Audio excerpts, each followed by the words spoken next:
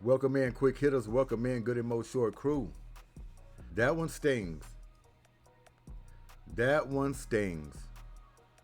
Once again, third down problems.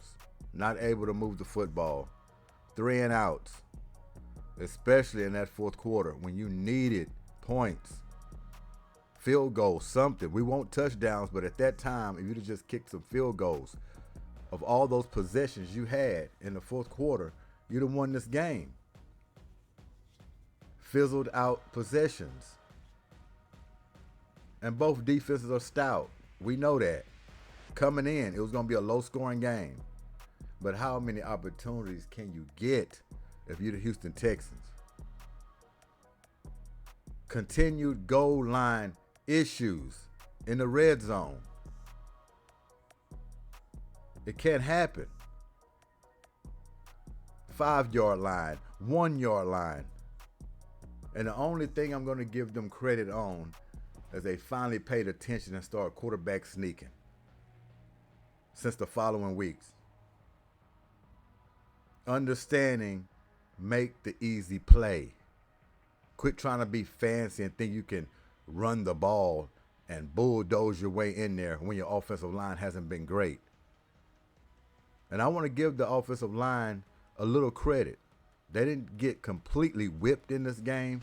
I'm not going to give them a F, but they're going to get a C-. And that's not good either. They did a hell of a job last week. But this week, it was going to be a tough out. And that's why I'm not going to beat them down too much, because they held long enough for the passing game to make plays. Running game, it was stuffed all day long. Houston Texans scored touchdowns instead of field goals. Might be a blowout.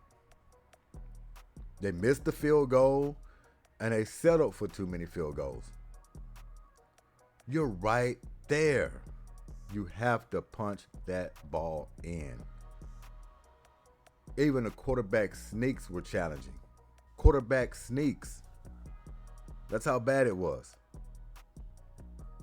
But Nick Caley starting this game out. Houston Texans was moving the football. Looked good. Came out of the gate. Running, throwing the football, moving the chains. Sitting on those 15 points the whole fourth quarter killed the Texans. Killed them. Several opportunities to win this game and put themselves in position. Fizzled out on offense. Just couldn't get the ball to the wideouts. Davis Mills, he's not too good with a lot of pressure. He held up. He hung in there tough. He made some throws. He did a lot better than we thought he was going to do, didn't he? Davis Mills didn't do too bad, considering the fact he was put in a tough position against a great defense. At least he was able to move the ball. Just too many fizzle outs when you really needed it. And you keep punting the football, eventually the other team is going to make a play, get in position, wind the clock down, and kick a game-winning field goal. Game-winning field goal. So 3 things cost the Houston Texans this ball game. Third downs. I have it up here, as you can see it. They were 3 for 17 on third down. And I'm going to tell you something, folks. This is a bad recipe. The mixture that they got into losing this game. Then you match that up with no running game. No running game. Come down here, look. 77 yards. As a unit. 77 yards. Getting in the red zone. Not completing it for touchdowns. It's a bad recipe. Texas defense held strong like they always do. They swarmed. Defense played well enough to win it. Offense didn't hold up their end of the bargain. It's simple, folks. A lot of these losses that come up, it's simple. You can see what happens. Third down efficiency, 3 for 17 on third downs. You're going to lose. You're going to lose. Not able to run the football. Not cashing in the red zone. It's nothing complicated here. Those are recipes to losing. Punting the ball back and forth, back and forth. And that's what stings, because you know the Texans should have won this game. They're better than Denver. Yes, I'm going to say it. They are a better football team than the Denver Broncos, even with their stout defense. If the Texans can't run the ball, they can beat them throwing. They're still good enough. And our defense is good enough to stop them from doing what they got to do, as you see behind the score, 18-15. You just have to capitalize. And the Texans didn't do that. Frustrating loss. Frustrating loss. We're going to hear from D'Amico Ryans. But this one was tough. This one was tough. And hope C.J. comes back next game. But, hey, it's tight-nipped the rest of the way. They can't afford it. They really can't afford any more losses. Really can't afford any more losses. They're getting in a danger zone now. That's why these types of games you have to pull out and win. You just have to. And we know C.J. Stroud got knocked out of this game. All right? But you still got to produce. That's why you have a backup. This is not a one-man team. And when C.J. Stroud was in there before he got knocked out, if they capitalized in the red zone, that's ball game. It would have been enough points to win it. Even with the Broncos' game-winning field goal, if they took care of their business early and got touchdowns. So, yeah, it's tough. It's real tough. Let's hear from D'Amico Ryans.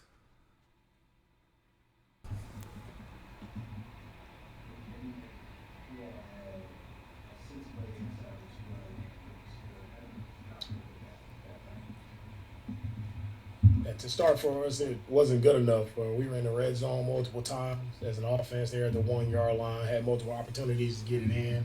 That's just about, it's sheer willpower. To me, it's at the 1 yard line. We got to find a way to, displace guys at the line of scrimmage and punch the football in, right? And that's what it takes. In that situation, we didn't get it done. Multiple other opportunities in the red zone, we came up short. Right? We made it in the red zone 3 times. Like to see us convert and get in the end zone versus a really good Denver team. Credit to those guys. They did an outstanding job. Defensively, they did a good job of getting stops. They needed to get stops. We didn't play well in the red zone. We didn't play well on third down.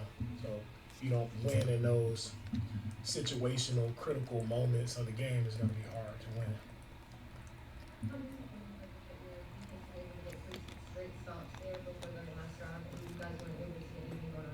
It's disappointing as a team. We didn't finish the game. Right? The defense, they did a good job of getting stops multiple times. We just sputtered there offensively. We lacked some being able to move the ball. We lacked just being able to sustain drives there in the second half. It just wasn't good enough. We kind of sputtered along, had quick 3 and outs. When it's not good enough, we need to be able to move the ball there. From your vantage point, just take us through that C.J. Stroud play where he got injured, just what you kind of seen of that nature.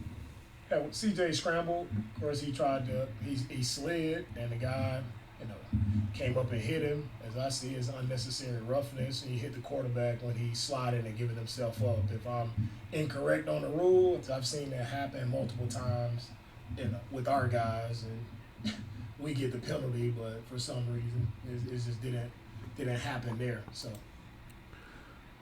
Almost forgot about that. That is true.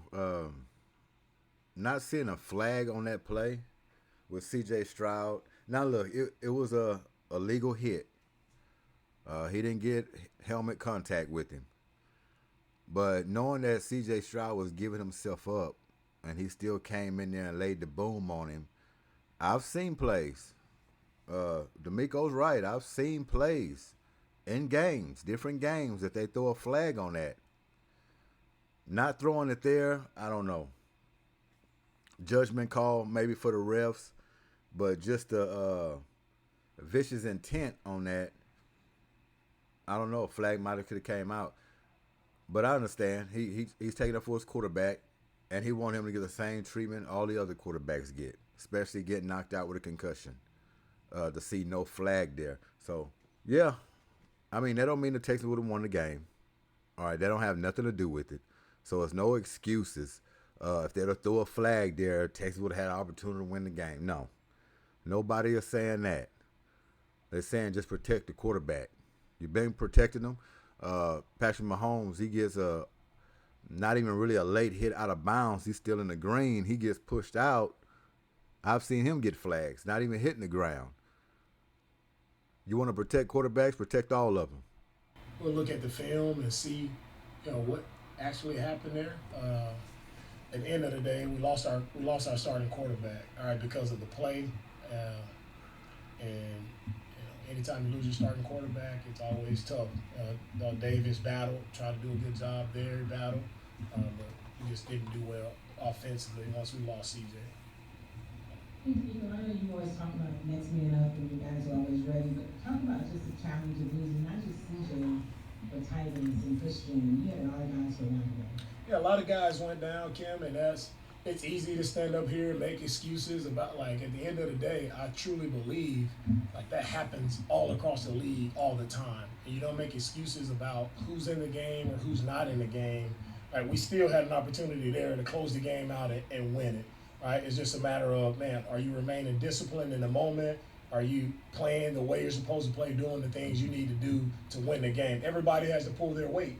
No matter who you are, when you get your opportunity, right, to play in that game, if you suit up, you have to be ready to go out and execute and play good football. What's on that last offensive possession that you all had? Was there any thought to maybe running the clock down just a little bit more, especially with the Broncos having 2 timeouts left? Yeah, the thought there, we wanted to get some quick passes to get us moving. We're trying to drive down and, of course, try to get in field goal range to have a couple quick incompletions. That was not the plan at all for. And I agree with that because that crossed my mind. Running the clock out just so the Broncos can't get their hands back on the football. But, man, you want to play aggressive. When the Texans made them punt and got the ball back, we thinking, oh, we're in business now. We go down there, get us a field goal, win the game. But what happened? What's been happening all game for the Texans? Quick 3 and outs. They had 2 timeouts left. We have some incompletions. They was able to get the ball back, get themselves in position to kick a game-winning field goal. It's unfortunate, man. Yeah, you could say sit down on the clock. Let's try to go to overtime. No, man. That's been the knock on Houston for a long time. Playing not to lose, trying to wind the clock down, being conservative. No, I like that. Go aggressive. Even with your backup quarterback, it just didn't turn out in their favor. That's all. Was there something that they adjusted or changed? Davis came out, was moving the ball okay, and then it felt like Denver kind of adjusted to him a little bit. Is there something that you saw that they changed or did to kind of beat the team? I thought Vance did what he always does. He mixed up his coverages a lot. Some drop 8 coverages that he's shown on tape. So he did a good job of mixing it up. We just have to, again, we have to be able to make the plays we need to make. We got to run the ball better, all right? And we just got to be able to finish drives. It's third down for me. You go 3 of 17 on third down. That's not winning football. We'll leave it right there. We're going to transition. In the news, as y'all know, Memphis Grizzlies, Morant, suspended for 1 game by the Memphis Grizzlies. Conduct detrimental to the team, stemming from an argument with his head coach after a loss to the Los Angeles Lakers. I was watching that game. I didn't watch the whole game, but when I was watching Ja Morant out there, it was a piss poor performance for us defensively and offensively. Bad shots, trying to take over the game like he usually does. And I want to say this, I'm a big fan of Ja Morant, but I think he has issues he have to get straightened out, of course. And I made a video about Ja Morant, I think it maybe a month or two ago. I can't remember, but it's probably about a month or so. Questioning his heart. I really don't think this guy has a real deep love for the game. Now, he probably loved playing the game, but far as wins and losses, trying to elevate his team, being a leader, I don't think his heart is in it. And I think the Memphis Grizzlies are starting to figure that out. And, hey, shouts out to the coach for the Memphis Grizzlies, calling him out after a loss, approaching him and bringing these things up, which, of course, Ja Morant didn't take too lightly. I don't know what he said, but I'm pretty sure he barked back something, and next thing you know, he's suspended. I've said it before the season started. I would have traded Ja Morant and kept Desmond Bane. I didn't blink an eye about it. Reason why? Because I was questioning this guy's heart for the game of basketball. Wins and losses is what I'm talking about. I done seen him lose tough, battled out games against rivals. Smiling, laughing after the game. Run, jump up, grab the rim. Just, not worried about it. About losing a game, a tough battle. Should have won, but you came out on the bad end of the stick. And I'm not saying after losses you got to be aggravated and go throw chairs and stuff in the locker room and start cursing. No, I'm not talking about that. But you got to have a demeanor and a look about you that you have a bad taste for losing. This guy don't have a bad taste for losing. Not only that, he has other issues on top of it. Just getting a detrimental to the team. Behind the coach calling him out. And shouts out to the coach once again for having some bolas going against a star player. How many coaches would have done that? They just swallowed it, kept it inside, continue to play the season out, letting him take bad shots, making it all about him, trying to get his numbers. Another thing I never seen with Ja Morant, if I'm wrong, let me know if y'all seen it. How many times have you seen him coaching up his team, being a leader out there on that floor, congratulating his team for making the right plays or hitting shots, playing great defense, talking to his teammates on the floor when times are getting rough, trying to get them to come through, being open arms as a leader, greeting them coming off that floor when you've been sitting on the bench, just saying, we got it, stay in there, stick with it. You don't see that too much from Ja Morant, do you? Not at all. I haven't seen it. And if we have, it's been something brief. This guy not showing that he's a leader. Then you throw the other stuff piled on top of it. I've been knowing it's been time for him to go. And me personally, I heard there was maybe some talks. It might not. No source probably credible on this, but Houston Rockets interested, which I know that's a lie. I wouldn't want Ja Morant in Houston. I'll be honest with you. Not with KD already there and then the scores that we have on the team. This is a guy who's kind of hunting down his shots. Almost like a Allen Iverson did, but this guy's not even close to Allen Iverson. Allen Iverson was more of a team player than this guy was, and coaching up his teammates and being a leader for us on the floor. Now, he might not went to practice and all that. Practice? You talking about practice? Right? Might not went to practice. But when he stepped in between those lines, he gave it all to you. Ja Morant seems like he want to do what he want to do. And now he might have bought himself a ticket out of Memphis because I think the franchise done had enough. They done seen enough. And to me, they pulled in the trigger a little too late because they should have tried to keep Desmond Bane there and let Ja Morant hit the road. If they were thinking, look at Desmond Bane now with Orlando. Looking good. Being a leader. He's a leader on that floor. Can beat you multiple ways with the jump shot. Big three shot he got. Big butterball self-barreling down the lane. Getting to the free throw line. Desmond Bane is the man. He's the man. Yeah. So I just want to have a little piece. It's like a little bonus piece. I wasn't really expecting to jump on it. Well, I probably would have on a different video separate.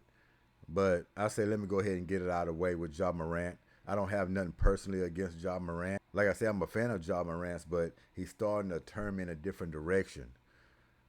For us losing, okay? What's your demeanor? What's your attitude when you're losing these tough games? Does it bother you? I don't think it does. And in that Laker game, piss poor. Sometimes this guy don't even run back on defense. If he turn the ball over or something happens, drive to the lane, get kind of bumped a little bit, put up a layup, miss, hit the ground. He ain't in a rush to get back up, get back on defense. Breaks the offense, does what he wants to do. ISO, getting into a shot. No, you got a new coach now. They run a whole new offense. And they not relying on you. They want to swing, swing, swing. Open man have the shot, he takes it. So right now, Ja Morant's in a bad way. And if he don't figure it out, he's going to start stumbling down from here. And he's just lucky David Stern is not the commissioner and has passed away. Rest in peace to him. And no longer the commissioner of the NBA. Because that first incident, that man would have been out, banned. And I don't agree with that. First offense, even though it was he's showing his hammer, let him know, no, we're not having that. But if it happens again, then yeah, you got to go. Something wrong with you. Or a 3 to 5 year ban, something. But we had to prove a point, get you out of here. But you would think after all of that, this man would come back a little humbled, trying to keep his nose clean, doing what's asked of him. But now he's going to go to another franchise. I think Toronto Raptors, they've been wanting him bad. They're trying to get him over there. Few teams inquired about him. But he has to go to a franchise that's not going to, look, to be honest with you, Miami Heat would be a perfect destination for Ja Morant. Reason why? They have stability over there. They have a foundation. And Spo and Pat Riley is not going to put up with it. They're going to give him the structure that he needs. And they have some Bulldogs on that team. Luckily, Udonis Haslem's still not there. Or it really would be order. But they still have some guys over there that's going to get in his ear and let him know the right way to go about things and to become a winner. You don't care when you go over there about wins and losses. That would be a perfect place for Ja Morant if he was to join the Miami Heat. They need a guy that can score like he can, dynamic, but put the ball and chain on him a little bit. Really, man. Attack when you need to attack. Take over when you need to take over. Not on every opportunity. We're swinging the ball. We're playing motion. We cutting, popping up, running the floor, running few sets. But when we need to call a play, Yeah, we'll call your number. But we need you to move the ball. We need you to play some defense. We don't need you to whine when you don't get your way. Because that's another thing. You think you're going to get your way? Nah. Why you think LeBron James got out of Miami? He tried to have it his way. Spo and Pat Riley weren't having that. Man was trying to get Spo fired. Pat bagged him up, bagged Spo up like, no, I ain't getting rid of him. So when you run across these players that will pout like a LeBron James, when they don't get their way, yeah, they'll want to leave. And that's what you're seeing here. He believed no one should be questioning his game or his heart or his leadership. He don't have that many chances left. He's going to have one more when he leaves Memphis, when that time comes, whenever it is. I'm pretty sure they're trying to shop him now because teams are calling. But when he does go to his new franchise, it's going to be crucial for this guy because he's going to be labeled a problem child nobody wants to deal with. His career can get cut very short, if not just for not being durable. That's another problem. He misses games. Injury prone. His style of play. Who knows what he does in the offseason? Too much to handle. I wouldn't deal with it. Have mercy on a team that does. And they better hope they have a backbone wherever he's going. Because if not, he's going to take control of your franchise too and do what he want to do. But that's it on Ja Morant. G.S.Q.H, Goodymo Sports Quick Hits. Slouchy Sundays always. Making it Monday, round the corner. Y'all enjoy yourselves and thanks for your time. I'm out of here. Peace.